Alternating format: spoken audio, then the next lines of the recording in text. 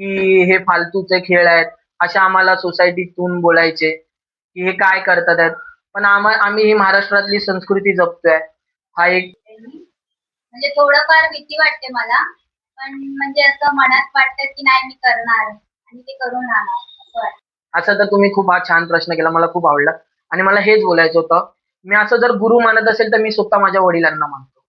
पोरी तुझं इथं काय काम गो, कर्नलच्या पोरी तुझं इथं काय काम गो, तुझी माझी कशी जमल जोडी मला ठाऊक आहे. समजा कधी जर त्याला यायला लेट झाला हो. प्रॅक्टिस स्पॉटला, हो. रील्स बनवता का प्रॅक्टिस करता? बोल बजरंग बली की जय, अरे बोल बजरंग बली की जय. जय भीम, जय महाराष्ट्र, जय शिवराय. मी विशाल संगारे बोल गोविंदामध्ये आपल्या सर्वांचं पुन्हा एकदा स्वागत करतोय. तर आपल्या आजच्या पॉडकास्ट मध्ये आई एकविरा गोविंदा पथक म्हणजे महिलांचं गोविंदा पथक आहे. आई एकविरा महिला गोविंदा पथक मनवेलपाडा आज त्यांनी आपल्या ह्याला भेट दिलेली आहे. तर त्यांचे प्रशिक्षक शुभम दादा आपल्यासोबत इथे आपल्या पॉडकास्टला त्यांनी भेट दिली आहे. आणि आपल्या ताईचं नाव काय? सानिका. आणि सानिका ताई सुद्धा आपल्यासोबत इथे उपस्थित आहे. तर तुमच्या दोघांचं मनपूर्वक इथे आपल्या पॉडकास्ट मध्ये स्वागत आहे तुमच्या दोघांचं सुद्धा. आणि तुम्ही वेळात वेळ काढून दिला तुम्ही त्याबद्दल तुम्हाला खरंच धन्यवाद दोघांना सुद्धा. तुम्हाला तर आपण त्यांच्याशी आज खूप चर्चा करणार आहे काही विषयांवरती आणि मजा मस्ती धमाल सुद्धा होणार आहे. तर आपण सर्वात पहिलं तर शुभम आपण तुला विचारूया की पॉडकास्ट मध्ये येऊन तुला कसं वाटतंय? पॉडकास्टवर बोलायची संधी दिल्याबद्दल तुमचे मी आभार मानतो. खरंच हा एक तुम्ही सर्वांपर्यंत पोहोचून सगळ्यांची मुलाखत घेतात आहेत, हे खूप छान वाटतंय. एक आपल्या पालघर जिल्ह्यातले सर्व पथकांना जाऊन तुम्ही भेट देतात आहेत, सर्वांपर्यंत पोहोचवतात आहेत. सर्वांचे हंडी हा सण कसा म्हणजे एक महाराष्ट्रातला खेळ हा सांस्कृतिक खेळ हा सर्वांपर्यंत पोहोचवतात आहेत, हे खूप छान वाटलं. तुला कसं वाटतंय ताई आपल्या पॉडकास्ट मध्ये येऊन? तुझं मनोगत काय? तुला कसं वाटतंय? मला पण खूप छान वाटतंय आणि तुम्ही त्याबद्दल धन्यवाद. थँक्यू. तर आपला आता हा विषय आहे की जेव्हा आपलं आई एकविरा महिला गोविंदा पथक हे जेव्हा आपण स्टार्ट केलं, हे किती साली आपलं स्टार्ट झालं पहिलं? हे आमचं गेल्या वर्षीच सुरुवात झाली आमची. आज आमचा पुरुषांचाही गोविंदा पथक आहे. त्यांचा हे 15वं वर्ष आहे. गेल्या वर्षी आमच्या सोसायटी मधल्या मुली आहेत, ज्या परिसरातल्या मुली आहेत, त्या यायच्या, बघत बसायच्या.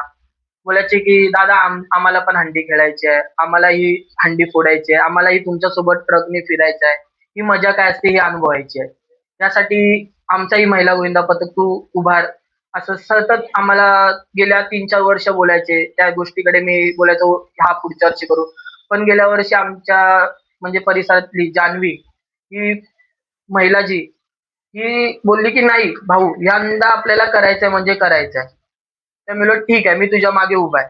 मग तिने पोरी जमा केल्या, त्यांच्या घरात जाऊन त्या महिला म्हणजे खेळाडूंच्या घरात जाऊन वार्ता केली की तुमच्या मुलीला पाठवा, तुम्ही देखील तिथे येऊन बघा की काय आहे कसं आहे.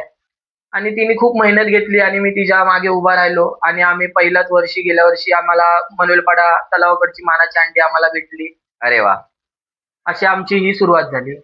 आता असं बघायला गेलं तर पुरुष गोविंदा पथक खूप आहेत आपल्या वसई विरार पालघर जिल्ह्यामध्ये आणि महिला गोविंदा पथक भरपूर कमी आहेत. पण कसं असतं जेव्हा आपण आपलं पथक जेव्हा आपण चालू करतो तेव्हा एखादी गोष्ट आपल्याला सहजासहजी भेटत नाही. आयुष्यामध्ये कुठलीही गोष्ट बरोबर. सहजासहजी आपल्याला भेटत नाही. प्रत्येक गोष्टीला आपल्याला संघर्ष करावा लागतो, फाईट करावी लागते आपल्याला गोष्टी मिळवताना काही. तर जेव्हा हे पथक तुम्ही चालू केलं गेल्या वर्षी तुम्ही 2025 ला तुम्ही हे पथक चालू केलं आय थिंक सो, हो. बरोबर? तर आता 2025 पासून ते 2026 पर्यंतचा तुमचा जो हा प्रवास आहे हो. तो तुमचा कसा होता? आम्हाला खूप अडचणी आल्या. म्हणजे प्रॅक्टिस करायला आम्हाला जागा उपलब्ध भेटत नव्हती सोसायटीच्या आवारात, की हे फालतूचे खेळ आहेत, असे आम्हाला सोसायटीतून बोलायचे, की हे काय करतात आहेत. पण आम्ही ही महाराष्ट्रातली संस्कृती जपतोय. हा एक पूर्वीपासून खेळत आलेला खेळ आहे. हा आम्ही खेळतोय. आणि पण सरकारने सुद्धा याला धाडसी खेळ असा दर्जा असं दिलेला आहे, दिलेलं आहे. बरोबर? पण ते काही समजत नाही. ह्या अशा खेळाला ते फालतू खेळ असं समजलं जातात. माझं एकच म्हणणं आहे की आम्ही महाराष्ट्राचा जो हा सण आहे, जो एक संस्कृती जेणेकरून हा सणात मी आपण बोलतात ना की मराठी माणूस पाय खेचतो ह्याचे त्याचे.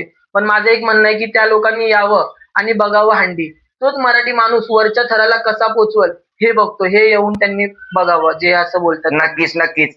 तर मी तुझ्याकडे येतो. तू दहीहंडी कधीपासून खेळतेस? माझा हा दुसरा वर्ष चालू आहे. 2025 ला तुझी पहिली दहीहंडी होती. हो. 2026 हा तुझा दुसरा वर्ष आहे. या 1 वर्षामध्ये काय एक्सपिरियन्स आला तुला दहीहंडीचा? म्हणजे मला तर एवढं जमत नव्हतं, पण जसं म्हणजे आमचा भाऊ आहे त्यांनी शिकवलं, त्याच्याने आम्ही शिकलो वगैरे. पण तरी पण मी जास्त वगैरे याच्यावरती नाही केलं होतं. आपल्या आई एकविरा गोविंदा महिला गोविंदा जो पथक आहे त्यामध्ये आपले थर लागतात, त्यामध्ये तुझी भूमिका काय आहे? तू कुठल्या थराला असतेस?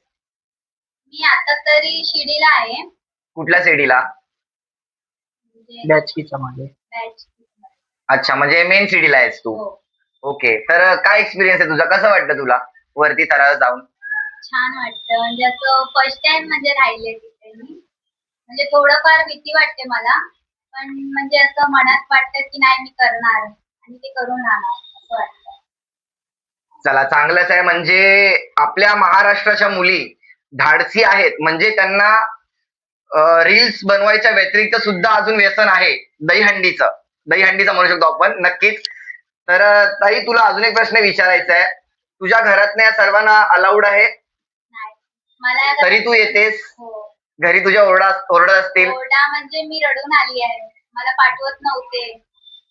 मला तरी असं आपल्या महाराष्ट्र जिल्हा, पालघर जिल्हा जो आपला आहे, महाराष्ट्र जिल्हा जो आहे, मला असं सांगायचं आहे की मुलींच्या ज्या आवडीनिवडी आहेत, आपल्या जेवढ्या पण मुलींच्या आवडीनिवडी आहेत, मुलींना मोबाईलच्या व्यसनापासून लांब ठेवा. आणि हे जे असे धाडसी खेळ आहेत, जे आपले मैदानी खेळ म्हणा, कबड्डी म्हणा, खो खो म्हणा, एक दहीहंडी सारखा खेळ म्हणा, जे धाडसी खेळ आहेत, हे आपण त्यांना जास्त शिकवले पाहिजेत. माझं तरी असं, आजच्या जनरेशनला तर हे सगळं आलंच पाहिजे. पहिली मेन गोष्ट, मोबाईलच्या व्यसनापासून लांब राहिलेलं बरं.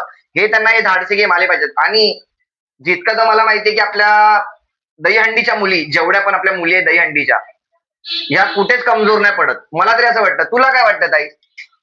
दहीहंडीच्या मुली कुठे, जे दहीहंडी खेळ खेळतात त्या मुली कुठे कमी पडतात? नाही पडत. म्हणजे त्यांच्या मनात तर थोडीफार भीती असते, पण ते करून दाखवतात. नक्की. तुम्हाला काय म्हणायचं आहे? की गेल्या वेळीचं ज्यावेळी पोरं आली नव्हती, कमी होती पोरं आमच्या पुरुषांच्या महिलांमध्ये, पुरुषा गोविंदा पथकामध्ये, त्यावेळी आमच्या मुली पुरुषांच्या सोबत सिड्यांना उभ्या होत्या.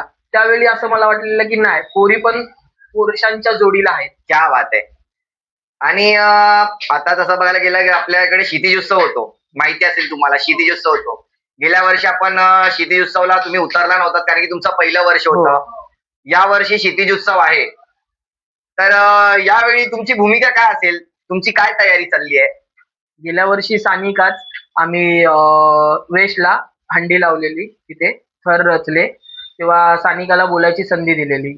तेव्हा सानिकाला हाच प्रश्न जो तुम्ही विचारला, तोच प्रश्न सानिकाला विचारला की तुम्ही क्षितिजा सौला का नाही उतरलात. तेव्हा ती बोललेली की आमचं पहिलंच वर्ष होतं, पण पुढच्या वर्षी नक्कीच आम्ही उतरू आणि तिथे आम्ही पूर्ण देऊ आणि आम्ही तिथे प्रथम पारितोषिक मिळवण्याचा पूर्ण प्रयत्न करू. अरे वा, नक्कीच. मी बाप्पाला विनंती करेन की नक्कीच तुम्ही तुमचं तो स्वप्न जे आहे क्षितिज उत्सव जिंकण्याचं, ते नक्कीच पूर्ण हो.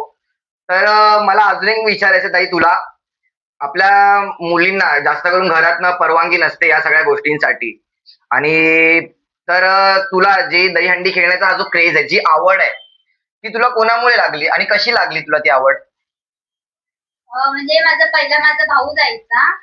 अच्छा.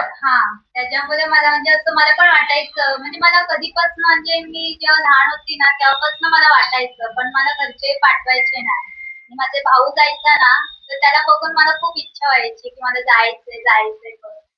तर मग नंतर मी असं केलं की म्हणजे मी आता जिद्दच करणार, म्हणजे मला पाठव या ना पाठव, पण मी जाणार. मग मी शेवटी रात्री घराबाहेर निघाली आणि ते पण रडत रडत निघाले. मी पप्पांना वगैरे बोलले की मला जायचंय, तुम्ही मारलं तरी चालेल असं वगैरे बोलून. मग तुला मारलं तेव्हा पप्पांनी? जिद्दीने निघाली. नाही मारलं. नाही मारलं? पण त्यांनी मला रडताना बघितलं, तर ते सकाळी उठून मला बोलले की ठीक आहे, माझ्या मुलीला जायचंय तर जाऊ दे. परत मग फोन करून पण सगळ्यांना सांगायला लागले की माझी मुलगी हंडीला जाते वगैरे, तर मला मग हे ते ऐकून खूप चांगलं छान वाटलं. ते चांगलं सांगत होते हंडीला जाते की वाईट सांगत होते? म्हणजे चांगलं बोलत होते फोन करून अच्छा, next time. की अशी जाते माझी मुलगी माझं नाव करणार. तर आता तुझी ती अशी इच्छा आहे का की तू आता जे पप्पांनी तुझ्यावरती विश्वास ठेवलाय की माझ्या मुलीला मी दहीहंडीला पाठवणार, तर तू तो विश्वास कायम ठेवशील? हो कायम ठेवणार. आता मी एवढ्या जिद्दीने आलीये तर मग मी आता ते करावं तर लागेलच ना मला.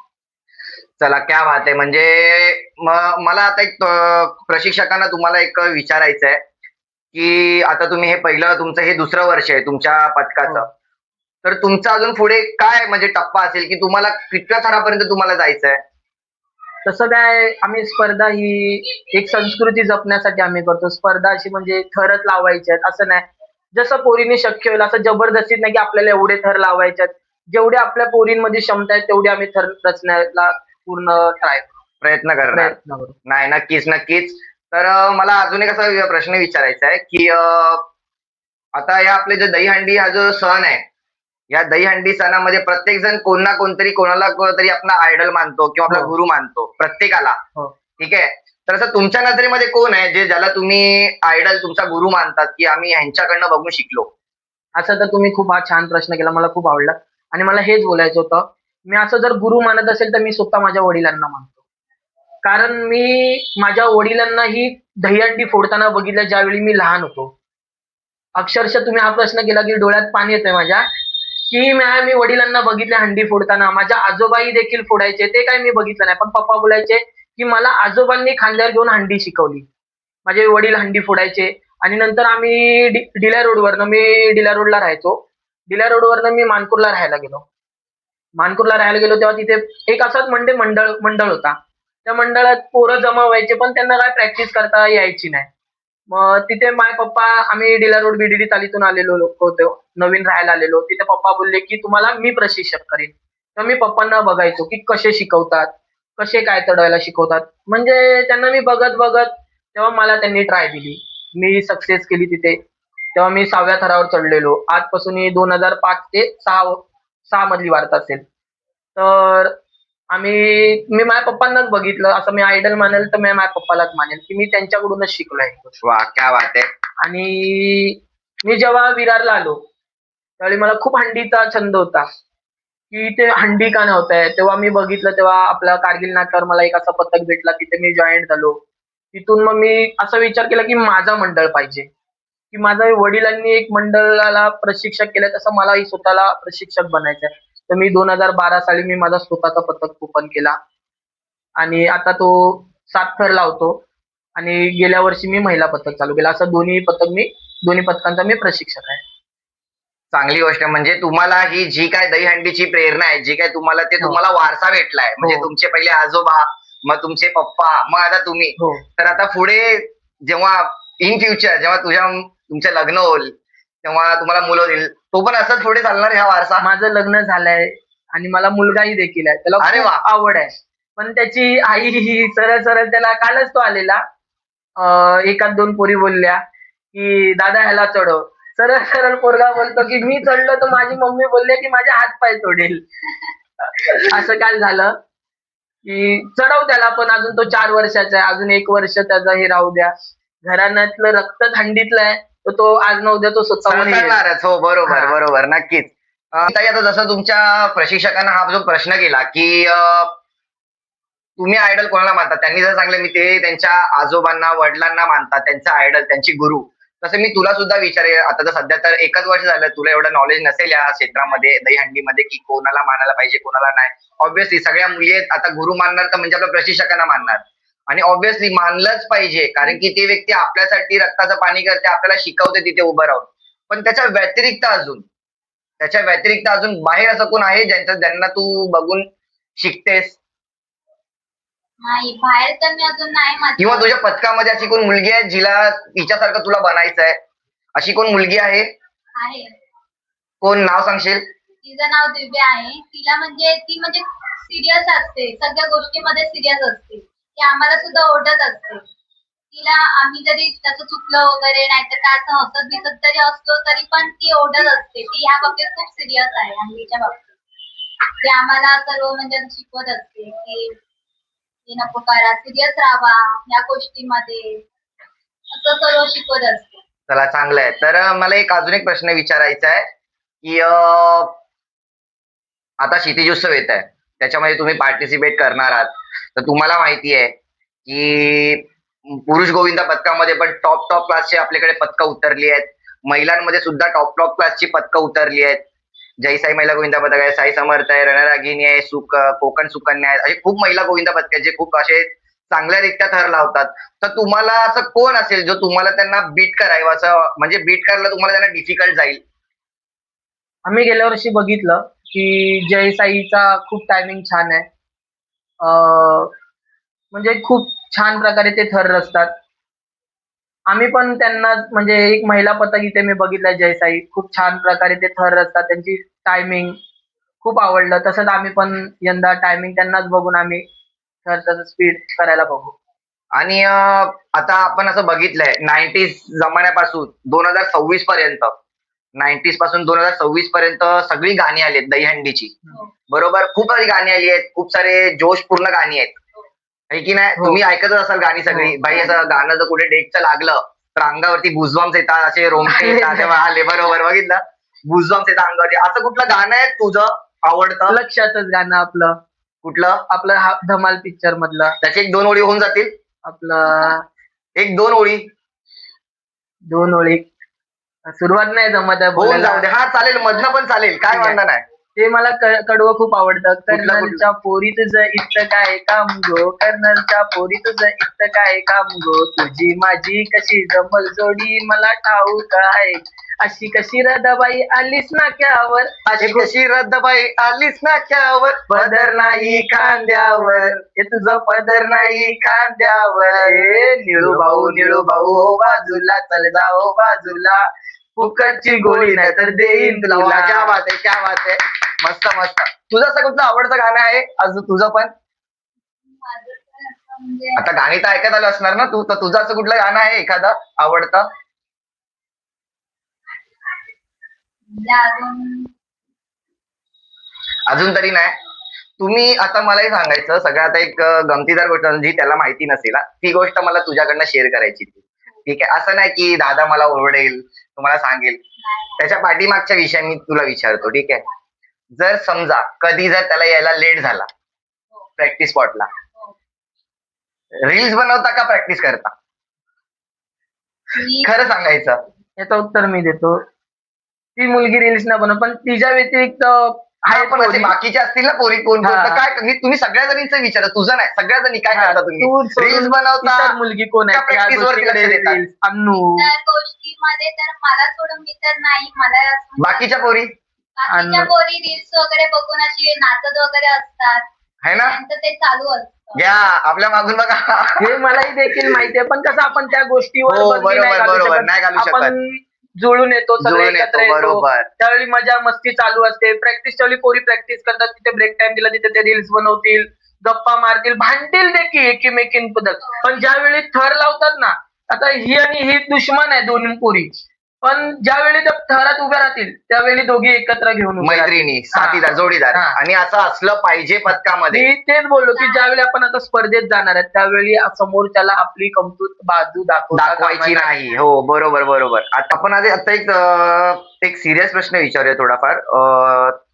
तुझ्या लाईफ मध्ये आपण जे आता बोललो की आपण महिला गोविंदा पथक ओपन केलंस तू, की 2025 मध्ये तुझी पहिली स्टार्टिंग झाली, आता हे 2026 हे दुसरं वर्ष आहे. तर हा जो कालावधी आहे, या कालावधीमध्ये एक असा काही किस्सा घडलाय जो तुझ्यासाठी अविस्मरणीय आहे?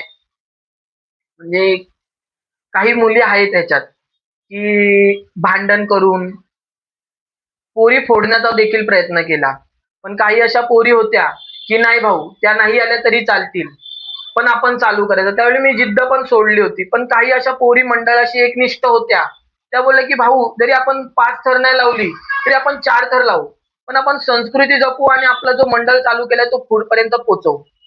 तर माझं हेच म्हणणं आहे की हा एक गोष्ट म्हणजे मी बंद करणार होतो, ते पोरी आल्या हे विसरू नाही शकत. नाही, ते तर नक्कीच. मला आता अजून असं म्हणणं आहे, अजून एक प्रश्न आहे. आपण वसई विरारमध्ये, नालासोपारा वसई विरारमध्ये जे ऑर्गनायझर्स आहेत दहीहंडीचे, हो आपण तिथे बघतोय महिलांसाठी प्राइज मनी खूप कमी आहेत. 501, 1001 त्या महिला आहेत. त्या आपलं घर वगैरे सांभाळून, सर्व घरची कामं वगैरे सर्व सांभाळून आपली दहीहंडी करतात. 2 महिने ते लोक करतात प्रॅक्टिस, 2 महिने.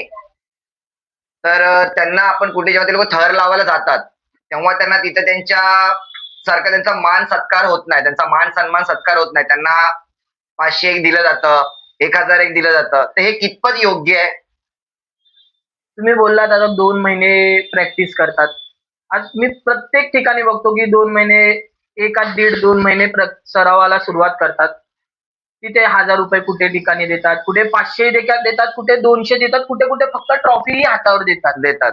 हे खूप चुकीचं करतात. आणि एक बोलायचं आहे की हंडी त्यावेळी गोपाळकाळ असतो, त्यावेळी फक्त माझं एक म्हणणं आहे की आयोजकांना की तुम्ही त्यावेळी ना एक पथकांना तुम्ही प्राधान्य द्या. त्यावेळी तुम्ही लावणी करतात, काही नाटक करतात. कारण 2 महिने पथक एक सराव करतो की थर रचण्यासाठी. त्यावेळी तुम्ही थांबा, एक लावणी होऊ दे, मग त्याच्यानंतर तुम्हाला देणार संधी. मग तिथे खूप वेळ वाया जातो आणि आपल्याकडे एकच दिवस असतो. तिकडून 5 ठिकाणी थर लावायला भेटतात दिवसभरात. की लावणी तुम्ही ते लावणी करा. एक महाराष्ट्राची तीही एक संस्कृती आहे.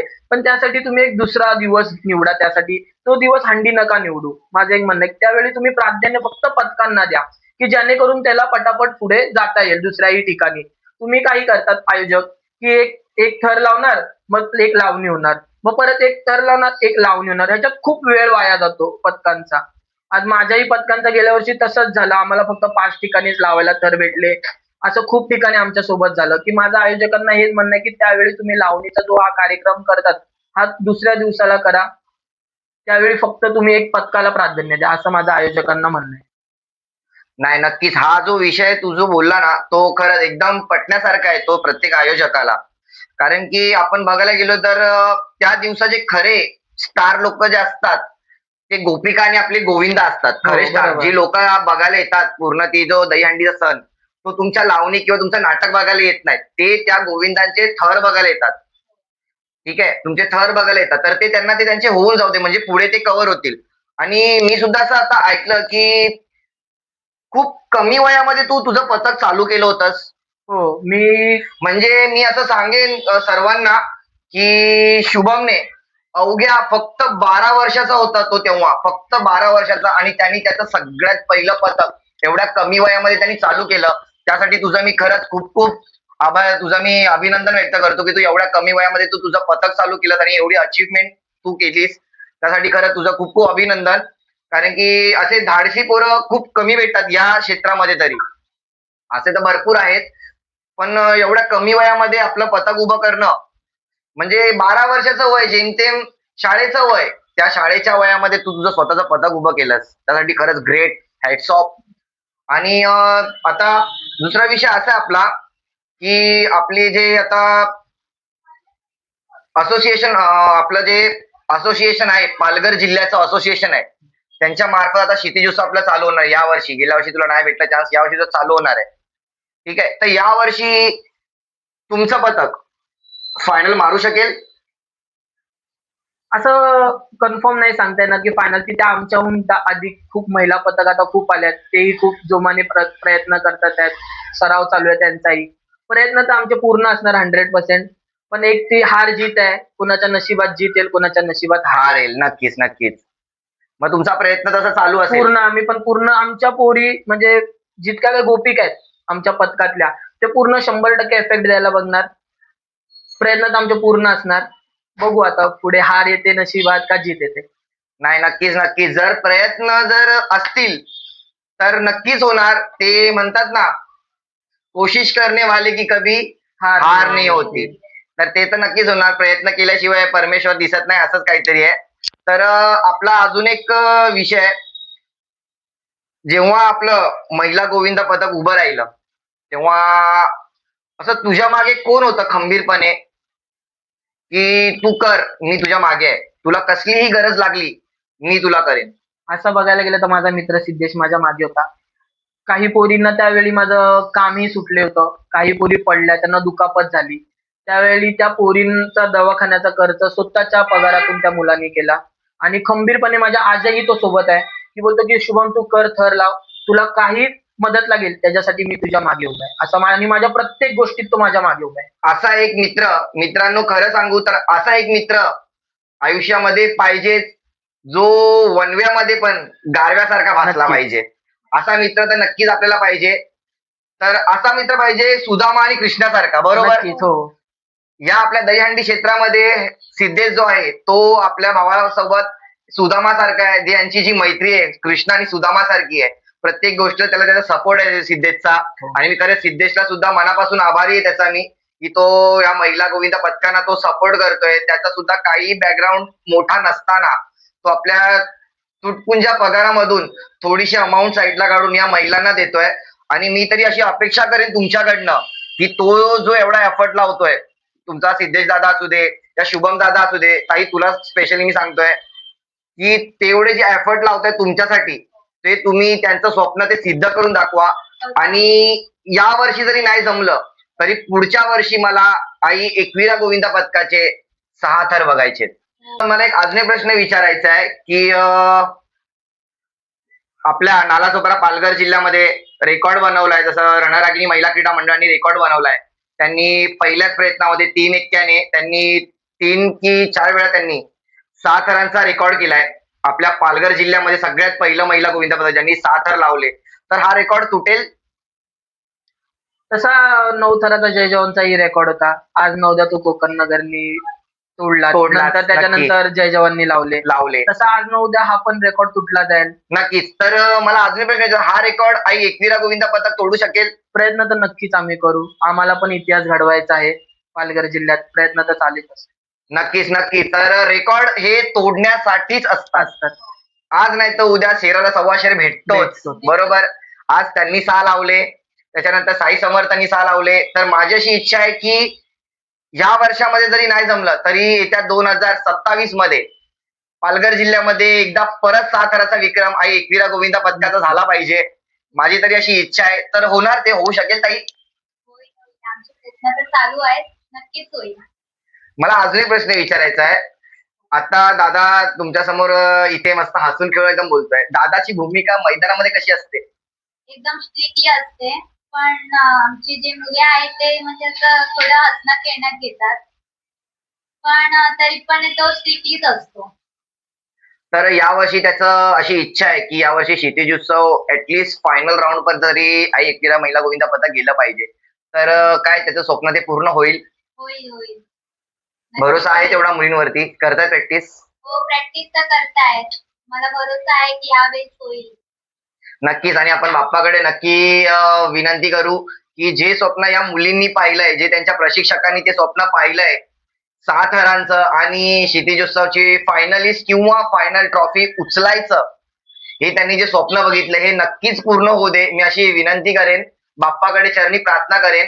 आणि सगळ्यात पहिलं तर मी शुभमचा आणि सानिका मी या दोघांचा खरंच मनापासून आभारी आहे की तुम्ही वेळात वेळ काढलात आणि आमच्या पॉडकास्टला आलात. त्यासाठी तुमच्या दोघांचा मी मनापासून आभार आहे. आई एकविरा महिला गोविंदा पथक आपल्यासोबत इथे पॉडकास्ट मध्ये हजर झालेले आहेत. सर्वजण इथे आलेले आहेत. आणि मी जसं मगाशी म्हटलं, एका कृष्णासोबत एक सुदामा हवा, तसा हाच तो सुदामा सिद्धेश, ज्यांनी या महिला गोविंदा पथकाला खूप सपोर्ट केलाय. तर सिद्धेश, मला तुम्हाला असं विचारायचं आहे की जेव्हा हे महिला गोविंदा पथक उभं झालं, जेव्हा तुमच्या मित्रांनी तुम्हाला सांगितलं, तेव्हा ह्याला सपोर्ट करण्यामागची तुमची काय प्रतिक्रिया होती? नाही, मी त्याला नेहमी बोलतोय का असेल तर आपण खास आहेत, तर तुला काय जी मदत लागेल मला लागेल, तू करशील मी करेल, तर दोघं एकामेकाच्या पाठी उभे राहू. म्हणजे कोणाला म्हणजे कोणाची दुसऱ्याची गरज नाही आपल्याशिवाय. म्हणजे सगळ्यांना दाखवून देऊ की आपण पण काय करू शकतो. म्हणून आपण याने ठरवलं की पोलिंगचा पथक काढूया. आम्ही बोललो ठीक आहे, बघू किती जण येतील. स्टार्टिंगला आपण 2 लावू, 3 लावू, 4 लावू, 5 लावू. गेल्या वर्षी आम्ही ट्राय केली 5ची 5 कडक लागली. ते पण न प्रॅक्टिस करता 4ची प्रॅक्टिस करत होतो, कारण पहिला वर्ष होता. तर आम्ही 5 लावून दाखवले. ते पण कुठे आपल्या आजीच्या नाक्यावर. तिकडे 5 कडक लागली. आणि त्यानंतर आमची जान्हवी पोरगी आमच्या इकडची, तिने सगळी पोरी जमा केल्या, तिच्या मैत्रिणी, बहिणी, बाकीचे पोरींनी पण त्यांच्या बहिणी, मैत्रिणी वगैरे आणून आमचा पथक म्हणजे 10 जणांचा मिळून 20-30 जण असे झाले. आणि अजून येतील ते येतील. नक्कीच आपण बाप्पाकडे त्याच्या चरणी आपण प्रार्थना करूया की अजून तुमचं मंडळ वाढत जाओ, तुम्हाला अजून तुमचे अचीवमेंट हो. आज तुम्ही 5 लावलेत, पुढच्या येत्या काही वर्षामध्ये आई एकविरा महिला गोविंदा पथक हे 6ला सुद्धा हात घालतील, 6ला हात घालून 7ला सुद्धा हात घालतील आणि आपल्या महाराष्ट्राच्या मुली आहेत, आपल्या शिवबाच्या लेकी आहेत, कुठे कमी नाही पडणार. तर सर्वात पहिलं आई एकविरा महिला गोविंदा पथक तुमच्या सर्वांचं मनापासून स्वागत आहे आणि तुमच्या सर्वांचं मनापासून आभार आहे की तुम्ही तुमचा जो प्रॅक्टिसचा टाइम आहे त्यातला तुम्ही थोडासा वेळ काढून आमच्या पॉडकास्टला दिलात, त्यासाठी तुमच्या सर्वांचं मनापासून मी खरंच खूप आभारी आहे. आणि तुम्हाला जर हा आमचा पॉडकास्ट आवडला असेल तर तुम्ही चॅनलला या, आपल्या लाईक करा, आपल्या या पॉडकास्टला तुम्ही शेअर करा आणि आपल्या चॅनलला सबस्क्राईब करा, कमेंट करा, लाईक करा आणि आपण नवीन एकदा पुन्हा भेटूया अशाच एका गोविंदा पथकाला घेऊन. सो तोपर्यंत जय भीम, जय महाराष्ट्र, जय शिवराय. आणि याच पॉडकास्ट मध्ये बोल गोविंदा, एक संवाद मनाशी.